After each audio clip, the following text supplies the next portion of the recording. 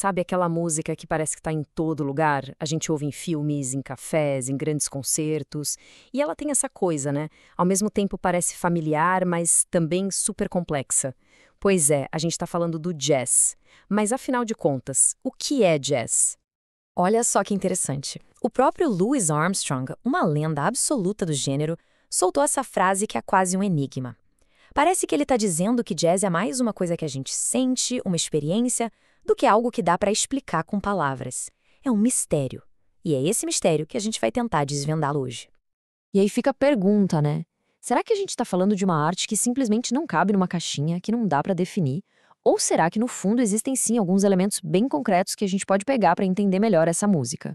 Para tentar entender essa história toda, a gente vai usar um guia, o Livro do Jazz, que é uma das obras mais importantes sobre o assunto.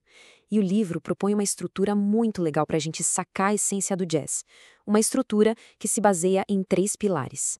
A ideia central do livro é a seguinte: apesar de toda a complexidade, o que faz o jazz ser único pode ser entendido a partir de 3 características principais que o separam de outras tradições musicais, principalmente da música europeia.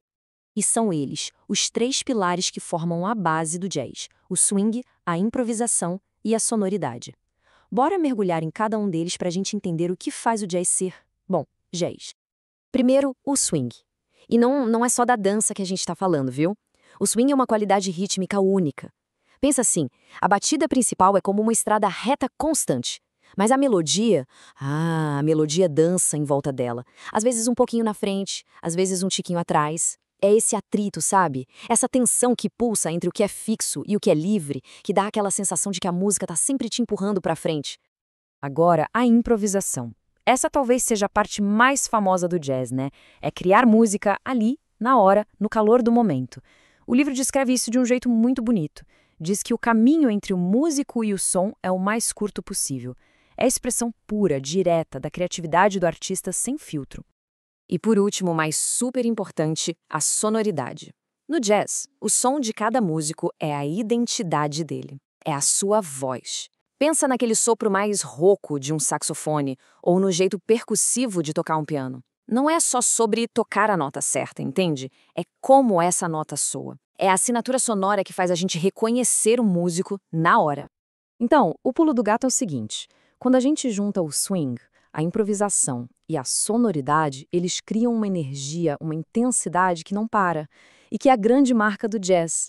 Não é aquela tensão da música clássica que precisa ser resolvida no final. Não, é um fluxo de energia que continua, que está sempre ali. Mas a história não é tão simples assim. Se fosse só uma questão de seguir essa fórmula de 3 passos, qualquer um poderia fazer jazz, não é mesmo? Acontece que tem algo a mais, um ingrediente secreto que vai além da técnica.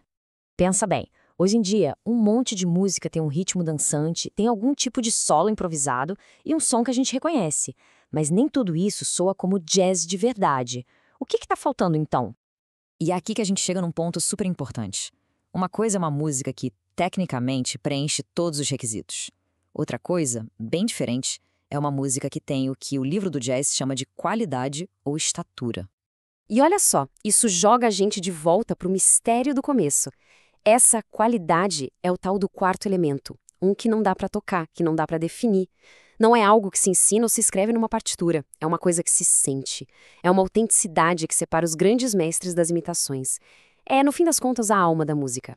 E essa frase do Fats Waller, nossa, ela mata a charada. A essência não tá só nas notas, mas no jeito que elas são entregues, na intenção e na emoção que tá por trás de cada uma delas.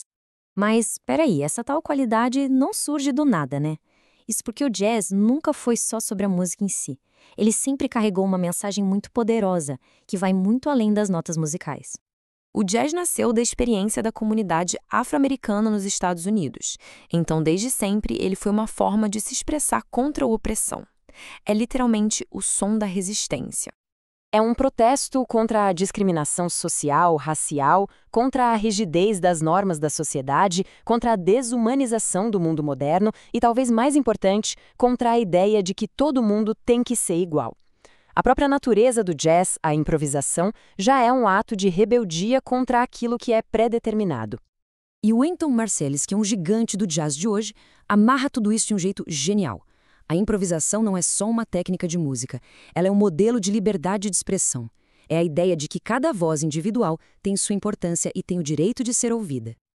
Então, a gente volta para a nossa pergunta do início, mas agora com um olhar diferente. Talvez o objetivo final não seja definir o jazz. Talvez o mais importante seja reconhecer que ele é uma força viva, uma música que está sempre evoluindo, sempre protestando, sempre mudando. A questão, então, não é o que o jazz foi, mas sim o que ele ainda vai se tornar.